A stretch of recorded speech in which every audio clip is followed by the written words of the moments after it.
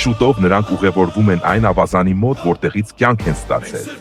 Սանասարը կրտսեր եղբորն առաջարկում է նետվել ծովի ալիքների մեջ, սակայն Բաղդասարը հրաժարվում է։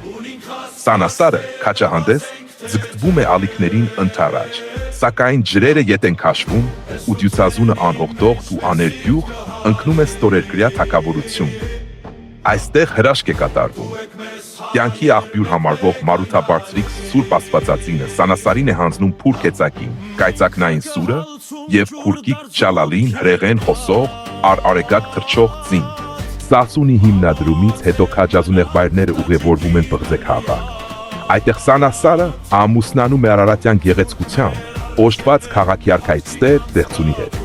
Դեղցունը Սանասարին տեսել էր երազում եւ այդ տեսիլքի մասին նրան տեղեկացրել էր նամակով, Բաղդասարն էլ ամուսնանում է Դեղցուն Չամի քրոջ հետ եւ մեկնում է Բաղդադ, իր ճակատագիրը որոնելու։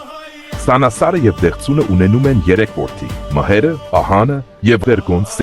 Սասունը մինչ այդ անհողդող քարքարոտություն դառնում է բնակեցված հայրենավայր, դառնում է տուն։